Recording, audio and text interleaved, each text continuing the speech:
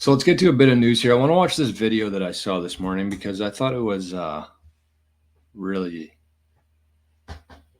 really good. Probably the best one I've seen so far. So we're going to watch this video. We're going to talk about a couple different things, and then we're going to move on. I don't know if this is a new video or if this just kind of surfaced, but let's maybe watch this first before we watch the other one. Because I just came across this yesterday. I'd never seen this before.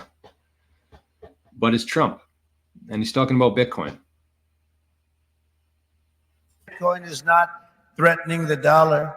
The behavior of the current U.S. government is really threatening the dollar. I will fire Gary Gensler and appoint. Bitcoin is not threatening the dollar. The behavior of the current U.S. government is really threatening the dollar. So I don't think that was recently, but it popped up on a bunch of different sites yesterday. But Trump said Bitcoin is not threatening the dollar. The behavior of the current U.S. government are the ones threatening the dollar. Kind of interesting. Trump gets it. There's a lot of people out there, a lot of Bitcoiners who think that Trump's just doing this whole thing to pander to Bitcoiners. And I think that couldn't be further from the truth, honestly. I think that he gets it. I think there's a path in place here. There's people in place. And some of those people are in this ad. And this is something we've been talking about on the show here for the last little while. And this video I saw yesterday includes everybody. So let's watch this. I'm sure it's going to demonetize this video today, but that's okay. It's there's bigger things to worry about in the world. So I love this video. It gave me goosebumps a couple times throughout, so I wanted to share it with everybody here to make sure we see it. So here we go. What will we do with this moment? How will we be remembered? Look at the opportunities before us. This election really isn't about the left versus the right. It's about we, the people, choosing our government and the choice between freedom versus tyranny. Nobody has a chronic disease burden like we have. Why are we allowing this to happen to our children?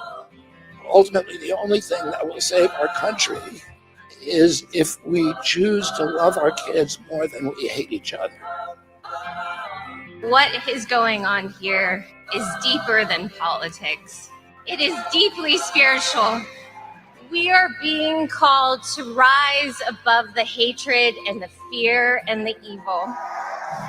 We need to remember above and beyond that we must love our neighbors, that we must treat other people as we hope to be treated. You want to be a rebel? You want to be a hippie? You want to stick it to the man? Show up on your college campus and try calling yourself a conservative. America is going to reach heights that it has never seen before. The future is going to be amazing.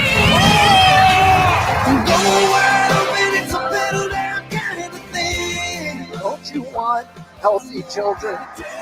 Don't you want a president that's going to make America healthy again? The sweet emotion raining all over me. I come to you today as a former Democrat. I will be a first-time Trump voter tonight.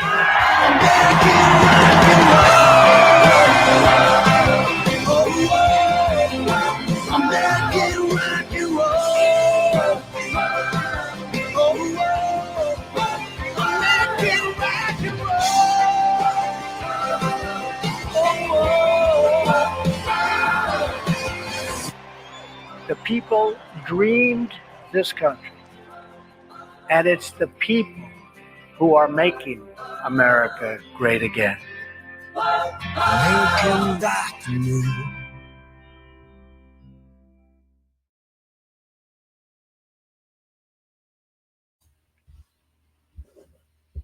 How good is that?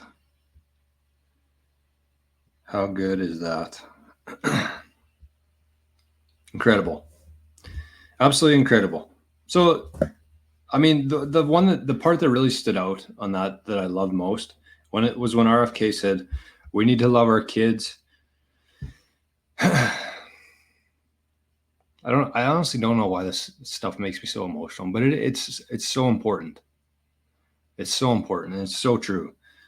But he said we need to love our kids more than we hate each other, and something to keep in mind here, because there's bigger things than us, and Bitcoin itself is about your last name more than your first name, and I think we need to pay a little bit more attention to what the world that we're creating for the kids, for the children.